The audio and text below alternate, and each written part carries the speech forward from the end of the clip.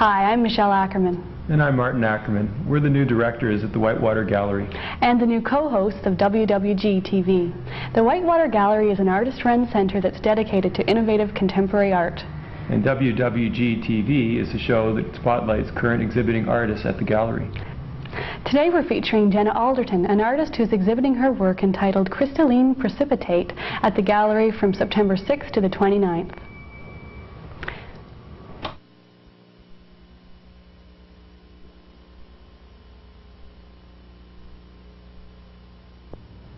Welcome, Jenna. It's nice to have you here in the gallery. Thank you.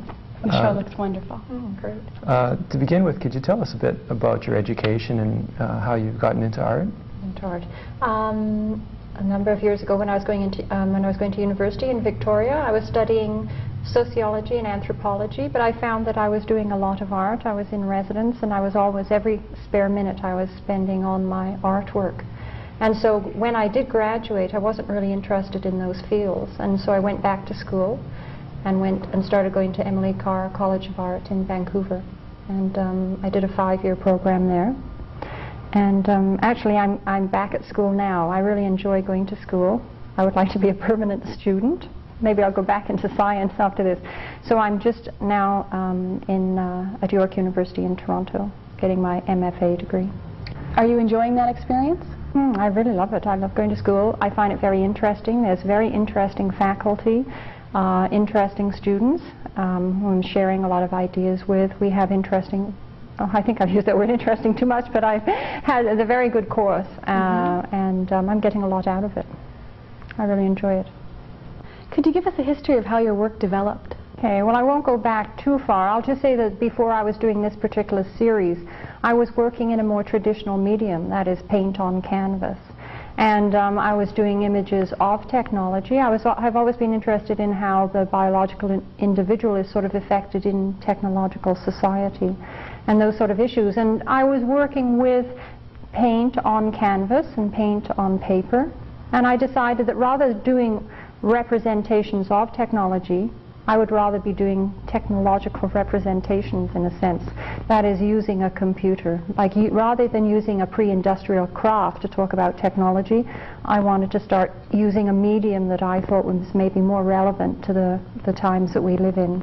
And so I switched to photography. Photography mainly not in the idea of art photography, but the idea of photography because it's very relevant to our times, where our whole society is about the production and consumption of images, and photography is a ubiquitous medium, and I felt it was more relevant. And then I got involved in taking some computer workshops and started playing around with the photograph and digitizing images, which I felt was very relevant for the project that I was working on. Could you tell us a bit about your process in your artwork? Yes, they're photographic images that I have appropriated from various sources and then have manipulated and worked with. So some of the images are photographs from the family album, and others are images that I have culled and collected over the years. I'm always doing visual research, and so yes, I don't think I've taken any of the photographs myself. I'm not interested in that aspect of photography. I'm not a photographer. I work with the images that I collect and I find, and then go from there. I think my art is not about, it's not about the creation of the individual work of the artist. It's about, rather than production, it's about reproduction, and that issue, and dealing with information and issues.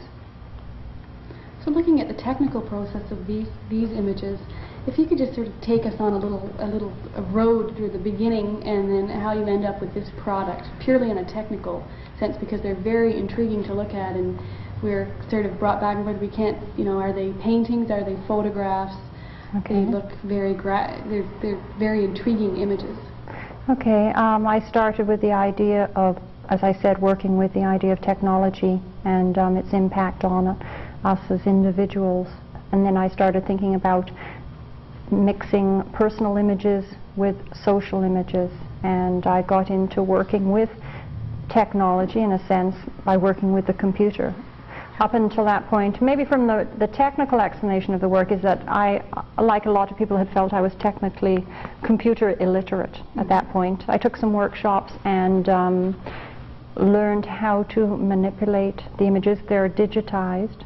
It's the language of computers. And what does digitized mean? Digitized, that's the language of the computer. It's broken up into digits or numbers, or it's like on and off, or 0 or 1. It's as opposed to analog. It's digital. It's it's geometric So the structure. photographs are scanned into a computer. Yes.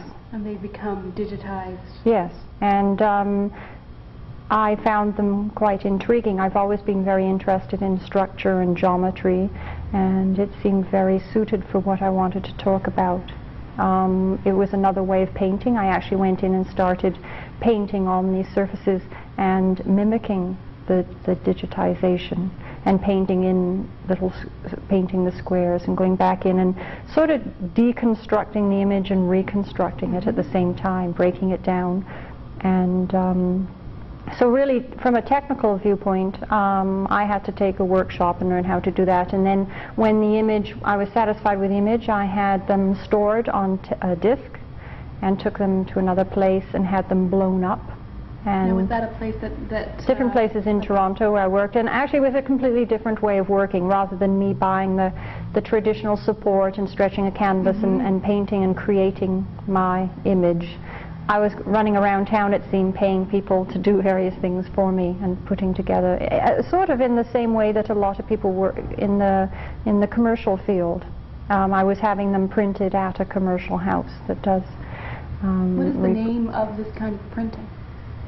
Well, they're photographs. They're just I would take. I had to go to another place where they actually took the disc and made a slide from the disc. Oh, okay. Then I would take the slide to a commercial printing house, and they'd blow it up and shoot it for me, and then essentially they're large photographs. You are a twin. Could you tell us a bit about twinning and how it relates to the show? I think the whole essence of this installation and the work that I'm working on now, which is coming out of this, is that I'm trying to get away from this traditional idea of seeing everything in extreme polarities, where in this case I've chosen the individual and the personal and the psychological on one hand, and then we'll see with the technological images the impersonal, the objective as opposed to the subjective, the social. And rather than seeing these as two extremes, I'm trying to bring them together in a way. So rather than taking the personal images and thinking this is to do with me and my family and my psychological inter-family sort of growth, I'm looking at it, you can look at it that way, but I'm looking at it in a different way. I'm looking at it in an objective, distanced way through, as an example, scientific research. I started doing a lot of exploration of reading about twins and twin research. And on the other hand, rather than looking at technology in the past, I would think of technology in terms of mechanization and economics and industrial production or whatever. Rather than have it slotted into that category, I thought, why not look at it in a different way in terms of imagination, myth, fantasy, whatever.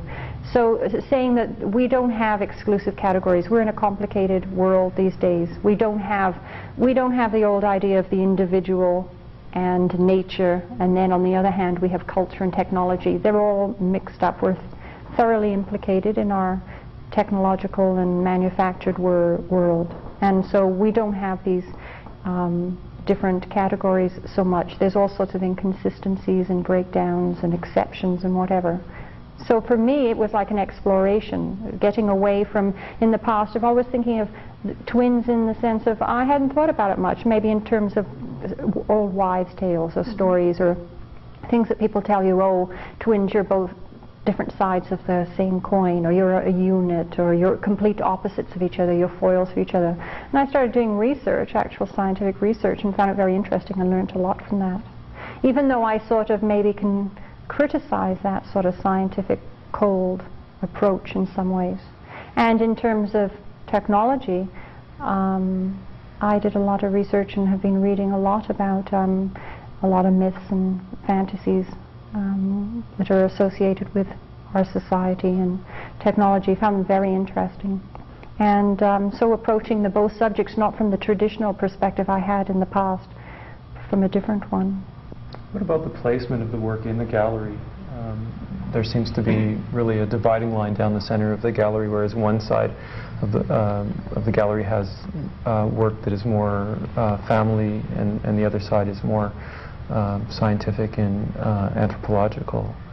Well, actually, no, the scientific is on this side with the family. Oh, really? That's really what I wanted to keep that subject sort of apart, the twin research. That's the twin research in science. I've got text that I've lifted from, there's all sorts of research that has been done with twins. I was surprised how much there had been done. Social research, medical research, psychological research, research into the relationship of the twins together, relationship of twins with their family, twins with other parts of other people in society. There's a lot of research done. I wanted to keep the images distant. There are family images from the photo album, but they're distanced by that process of scanning and digitization. So they're, and I haven't treated them in the same way as the technological images. I have painted on them a little bit with photochemicals. I've lifted text from various studies and research manuals. In particular, I have an example of one of the graphs, or twin charts I call them, where one can question this enterprise of transferring the idea, scientific research from the physical sciences to the human sciences, and can we reduce the complexity of human relationships to various graphs and formulas and statistics. And so I have left that in one area because it's more of a linear approach. We see the images of the twins from when they're small to when they're older, the different stages, and also the idea of the text, different sort of scientific statements or whatever that have been lifted from this research. On the other hand, I have the technological images. They're painted, they're much more immediate. I've tried to bring them back, okay, from having them distanced. I've tried to redeem them by painting, actually getting in there and using the hand and paint and working with them, making them more immediate and adding maybe touches of color or whatever. And dealing with them in a sort of, not so much in an aesthetic way, but very interested have always been in light, in structure, the reflection and twinning that goes on in some of these images. Why have I been attracted to these images, as well as visually I've been attracted to them, but also the issues that they raise. They raise some number of issues of myth. When I talk about myth, I'm talking more about the contemporary political myths. What's the significance of working on this scale? When you say scale, you mean they're large? Yeah. I would like to have had them larger. But I wanted to have them a good enough size that I wasn't interested in just working with little photographs. I wanted to have them blown up so that I could go in and paint on them. I'm used to when I did paintings on canvas, they were much larger, so it felt like I was going down in size. It doesn't feel like I went up. Also, I like the low resolution. I'm not into art photography. I'm not a photographer, as I said. I'm not into crisp, beautiful images. And I like the low resolution. They're less resolved, maybe more mysterious, and I can work with the paint and sort of maybe bring them back in a way. Very intriguing. Mm-hmm. Very intriguing. What about your use of type? You utilize type and then the text and then the imagery.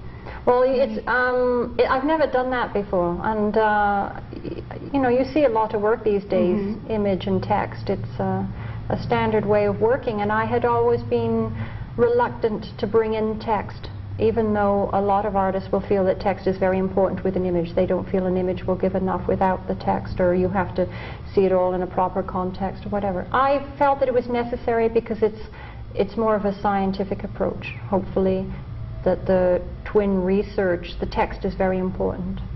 And those particular phrases that I culled from, they really struck me. I read a lot of books, and some of these stood out. I found them quite intriguing in a way. Some of them sound maybe a bit it distances the work in a sense. You know, it's not about personal experience. It's about this distancing that this research will do, the way it refers to the Gemini, you know, as a unit, and sort of stands back and analyzes the activities and behaviors of this unit.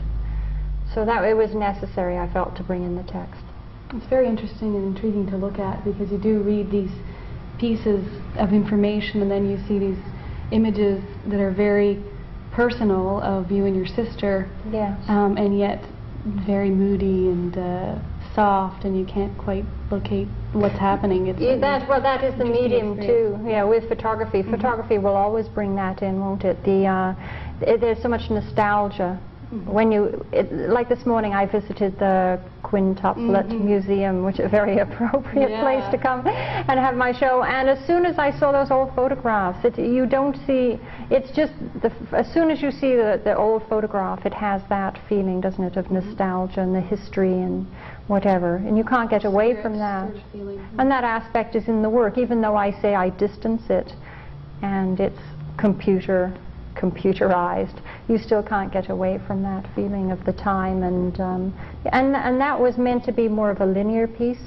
It's over time. You see the passage of time with the twins growing up, and in this one, the technological pieces, they're supposed to be more fragmented. There's no linear chronology with these pieces. There's very technological pieces of, and then an anthropological image. That one is about one of the myths of post-industrial society. And what is that myth?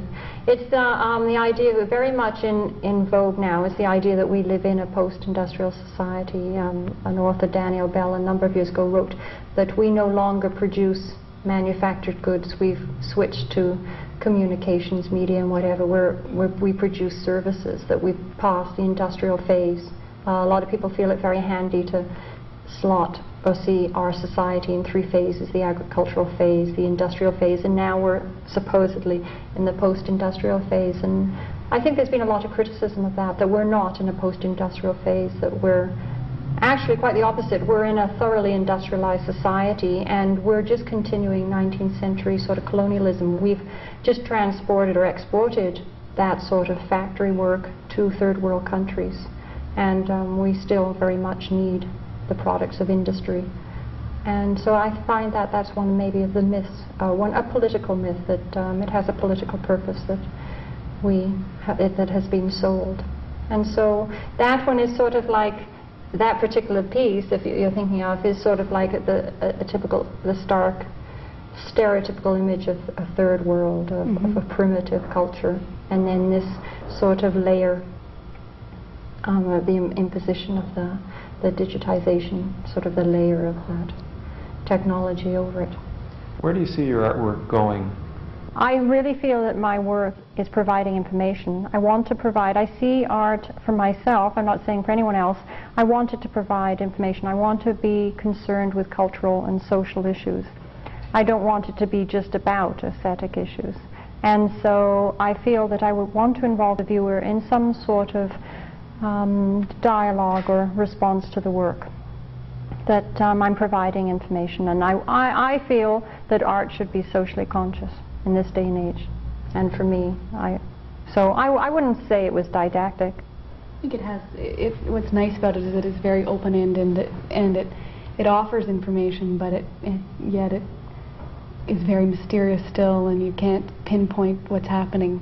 I'm glad you say that about it being open-ended, because that's something that I thought about all along. I don't feel I'm providing any answers, because I don't think that there are answers. When I look at, I think some people I'm not taking the scientific enterprise, for example, and saying social research, it's cold, it reduces everything to sort of quantitative reductionism, a mouthful. A lot of criticism of the scientific enterprise lately has been that everything is reduced, and reductionism is a real no-no. I don't say that that is really bad. It's one way of looking at things. And I found for myself a lot of that research, the twin research I read, I found very fruitful, and I got a lot out of it. So I'm not saying the answer is to get away from that. I'm just providing alternative ways of looking at looking at everything and getting away from those sort of exclusive categories and polarities. I find that the work too is very warm. It's almost like it's approaching us in a warm manner and allowing us to look at technology and personal history and merging them together, and I find that it's really interesting. Yes, that's the attempt. You seem to spend a lot of one of the more important aspects of your work seems to be with merging science and art. Could you tell us a bit about how you developed that? I'm really interested in science. I find it a fascinating subject. It was something actually when I started university, that's what I wanted to do, and I wanted to be in science or a veterinarian or a marine biologist and study science, but unfortunately I didn't have the math and the physics or whatever, and I got into other things. But I'm fascinated by science. I think it's a search, it's a quest for knowledge the same way that art is. I think that the two of them, there are strong parallels between science and between art. They come from very different sort of attitudes in a sense. Art maybe can go off into other realms that science in the past has not been able to. It is more very strict and rigorous and has whatever rules to follow. But I think that's sort of changing, and I think we have a new attitude towards science these days. Some have posited the idea that science is really just a number of stories or narratives that we look at over the years, and that the more that we think that we've examined something and gotten into describing something, the more clear we think the world is, the fuzzier it gets, that we can't analyze and seem to grasp anything through science. And so in that sense I find it very interesting. It's related, very related to art. Art, we try to grasp things through art in the same way, and we don't necessarily come up with answers either. They're just different ways of looking at things. And in this sense, maybe I'm posing or positioning art on one side and science on the other. But I'm not using, I think one of the paradigms that are very important now in this world we live in is the and/or paradigm, rather than the modernist either/or, which was the very strict sort of idea, the traditional idealist idea that either something is art or it's science or it's personal or it's social. I think what's relevant these days is the paradigm of and/or. It can be this and it can be this, or it can be that. So you have all sorts of alternatives. And so art and science, which have traditionally been seen as very opposed to each other, can be seen in quite a different light these days. I shouldn't even say these days. Maybe we're more amenable to accepting them as not rigidly opposed to each other. This is part of an ongoing examination of twin research as opposed to myth and fantasy and technology. I've moved on to some other pieces in the same way that I'm using, maybe getting into color, still using large blow-ups, reproductions, photographic images, but dealing with them and dealing with them in the same way that I have painted, mimicked the digitization, the brush marks are the same way. In some of these other new pieces, color pieces, I'm using a kind of pointillism to mimic the mechanical reproduction of the reproduction process. When you take an image from a magazine which is this big and you blow it up to 50 or 60 inches, you do get a lot of the the designs and whatever, the overlays, and I'm painting them in the same way. So sort of questioning, where does technology stop and where does the human start, or vice versa? Where is this the complexity of life today? What's human and what's technological? And and I'm just including some other myths of technology, maybe more political myths. One to do with Marxism and the idea of what technology was, and the myth of the optimism of what technology was going to do for labor. And another one, I'm getting into some science fiction, have some images of some fantasies, architectural fantasies that were created in the 40s and 50s, and to me in sort of evocative imagery and Is whatever. this work still photographic and painterly, or Yes. is it now starting to become sculptural at all? Actually, yes. I'm getting into three-dimensional work as well. I have a number of pieces on the go that they're sort of scientific constructions. I'm doing a piece with very large balls. I've had them made out of wood, and I'm painting them, and they're about the circadian rhythm and some sort of where science and art come together, and that's a new field for me too. And so I've got a number of new pieces that have grown out of this particular research. Do you work from York University, or do you have your own studio? I have my own studio. I work at home right now. I have my studio home, which I really like because I get a lot of work done night or day. I've had studios outside of my home, and I found it always such a laborious process to pack up and take the streetcar across town and go to another place. I think that's a personal thing. Some artists really like to have their workplace away from where they live. I guess it depends what mediums you're working with. And I have a studio at York University too. I'm supposed to be doing work there. I tend to use my studio. It's nice to have two, though. It's nice to have two, yes. I don't really use the other one. But I'm doing quite a lot of work, and I think at York, there I take it there and have it sort of submitted to my advisors and what have you. But I've been out of school for quite a while before I've gone back to York University. I feel like I was, a working artist before I went back to school. So I have my way of working already sort of established. Well, Jenna, your show raises lots of issues, and it's a very intriguing exhibition.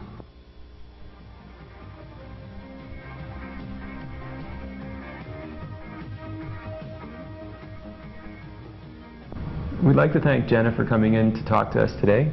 And we'd like to remind the viewers that Jenna's exhibition is on at the gallery from September 6th to the 29th on Wednesday through Saturday, 11 to 6. Come on in and meet us. Bye for now.